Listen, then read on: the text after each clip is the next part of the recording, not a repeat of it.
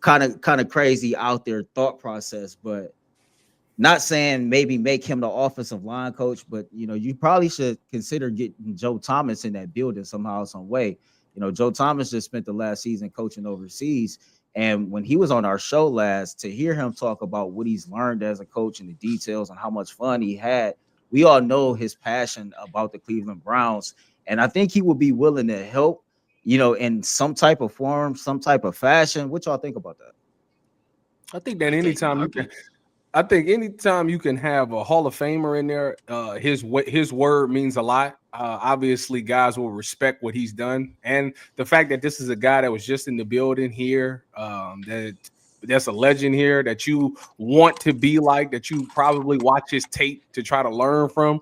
Anytime you can learn from a guy like that, it means more. That's like me in Seattle, when going around the LOB.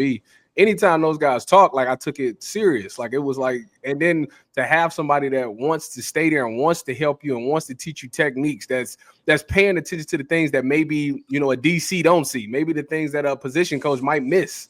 The thing is, you learn more from people that played the game. When people that played the game teaches you, it's like you lock in because they know, they've been there. They know exactly what you're talking about and what you're struggling with.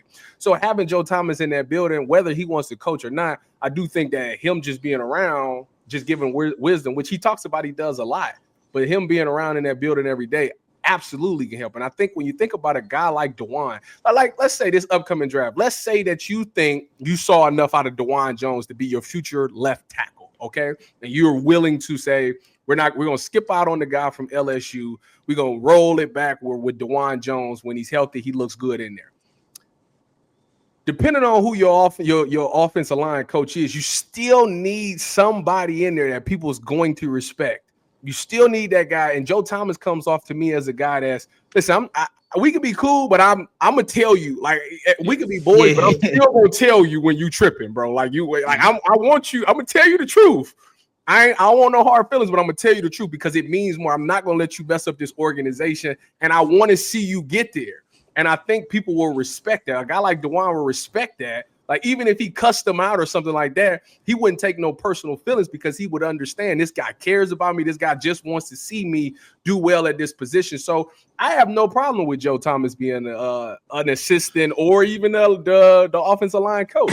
It'd be kind of funny to see, especially if Joe Bitonio's there, to see how he would coach Joe Bitonio. But, yeah, I don't have no problem with that at all. All right, this is my last thought. I'm getting told I have to move from this parking spot, so I'm going to give you my final thoughts on all this, and I'll let you and Ty wrap up the show. But, I'd bring back Joe Thomas in a heartbeat if he was willing. When he was on our show last time, it sounded like he loved the not as much involved coaching in Europe as opposed to a full-time, legitimate coaching job in the NFL. I don't think he would leave. His kids are still young, but I'd take him back in a heartbeat. I disagree with the premise that just because you played football means you can talk about it big picture better than someone who didn't. I think it helps, but I don't think it's a necessity. I do believe if you played a certain position, you can teach it better than someone who never did, especially when you played at the level of a Joe Thomas. And any of those little intricacies and little tips and tricks that Joe may have picked up along his Hall of Fame career could benefit everybody, from DeJuan Jones to Zach Zinter, hell, Joe Bitonio. He's a good player. He can certainly learn a few things from maybe one of the greatest left tackles to ever walk the face of the earth. I'd bring him back in a heartbeat, Earl, if he was willing. I'm just not sure Joe is willing to at the stage of life and family part he's at.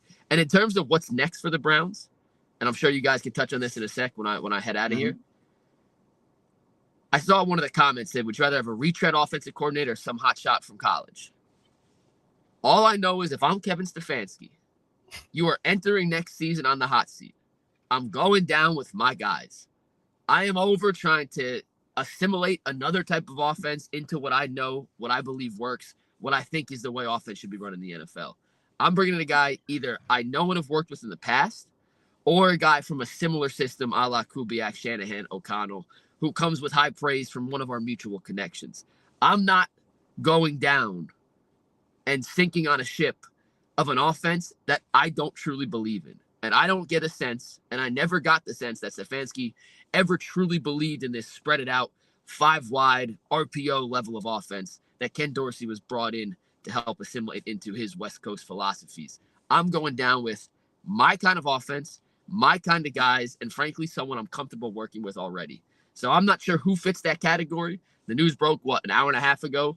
Clearly, I haven't been able to sit at home and do my research yet, as you can see from I'm sitting outside in the snow in a car. So I'll get my candidates, but I know whoever they hire, get the dude from the Saints. Ain't Gary Kubiak's son the OC for the Saints? Clint. Someone like that. Bring in someone who you already speak the same language as, you have some sort of familiarity with. But I'm going down with my guys. If I'm going down personally, Mike Lucas, I'm going down with Tyvis and Earl. You two, my guys. I got to run, though, before I get a ticket here. So I appreciate y'all.